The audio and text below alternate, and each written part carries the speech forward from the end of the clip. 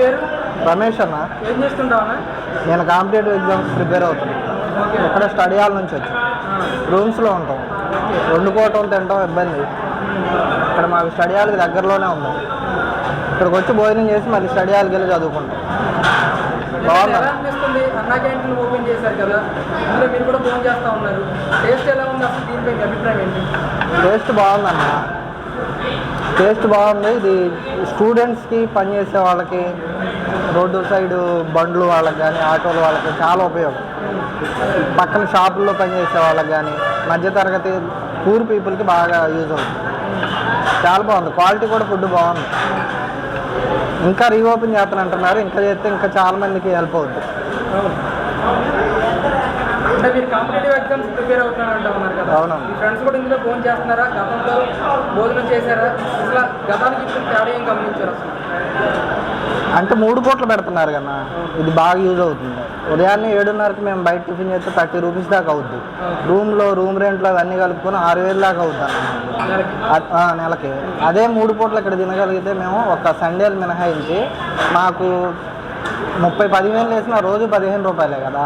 3-15 450, 500-600లో మనకి వెళ్ళిపోద్ది. మాకు రూమ్ రెంట్లోనూ స్టడీ హాల్కి అదో 1500, ఇదో 1500, 3000. ఇంతకుముందు 7,000 దాకా 8,000 దాకా అయ్యేది. గ్యాస్ బండ్లని, కర్రీ పాయింట్లో కర్రీలు తెచ్చుకోవడం చాలా ఇబ్బంది ఉండేది. ఇది చాలా యూజ్ అవుతుంది అన్న. టైం కూడా సేవ్ అవుతుంది. వచ్చేస్తున్నాం, తింటున్నాం, వెంటనే వెళ్ళిపోతాం.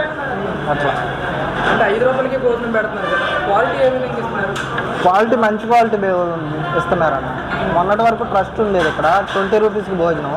దానికన్నా క్వాంటిటీ కూడా వీళ్ళు పెంచారు. అది 400 గ్రామ్స్ అంటున్నారు. 2-3 గంటల వరకు వేస్తున్నారు, సరిపోతుంది. పెరుగు ఉంది, ఒక పచ్చడి ఇస్తున్నారు. బాగుందన్న.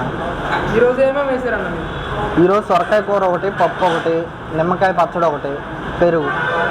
రైస్ కూడా క్వాలిటీ బాగుందన్న. చాలా మందికి యూజ్ అవుతుంది. అన్నా క్యాంటీన్ ఓపెన్ చేశారు, త్వరలోనే ఇంకో 100 అన్నా క్యాంటీన్ ఓపెన్ చేస్తానంటా ఉన్నారు. అసలు మీకు ఏ విధంగా అనిపిస్తూ ఉంది? ఇది మంచి నిర్ణయం అన్న. ఏ గవర్నమెంట్ ఉన్నా ఇలాంటి నిర్ణయం అనేది కంటిన్యూ చేయాలి. ఏ గవర్నమెంట్ మారినా అవసరమైతే పేర్లు మార్చుకోవచ్చు కానీ వీళ్ళు ఇది మాత్రం తీసేయకుండా కంటిన్యూ చేస్తే చాలా మందికి హెల్ప్ అవుతుంది. ఏంటంటే ఎన్డీఏ ప్రభుత్వం గురించి చెప్పాలంటే ఏం చెప్తారు? 60 రోజులు అవుతా ఉంది. నిర్ణయాలు తీసుకున్న నిర్ణయాలు ఎలా ఉన్నాయంటారు? ఈ నిర్ణయం అయితే పర్టికులర్గా వాళ్ళు గత ప్రభుత్వంలో తీసుకున్న నిర్ణయమే. దాన్ని కంటిన్యూషన్గా అప్పటికన్నా ఇంకా బెటర్ చేసుకొని అందులో ఉన్న లోపాలు సవరించుకొని ముందుకెళ్తున్నారు. ఇది బాగుందన్న, చాలా బాగుంది. ఇంకా మిగతా పథకాలు ఇంక ఇంప్లిమెంట్ చేస్తారని చూడాలి. ఈ పథకం అయితే చాలా బాగుంది. విజయవాడలో 11 దాకా పెట్టినట్టున్నారు. చాలా మందికి యూజ్ అవుతుంది అన్న. ఇంకా పెంచితే ఇంకా కొన్ని సిటీస్లో ఇంకా పెంచాల్సిందే. ఇది పెంచితే ఇంకా యూజ్ అవుతుంది. పర్టికులర్గా స్టూడెంట్స్కి, పని చేసుకునే వాళ్ళకి బాగా యూజ్ అవుతుంది. బాగుందన్న.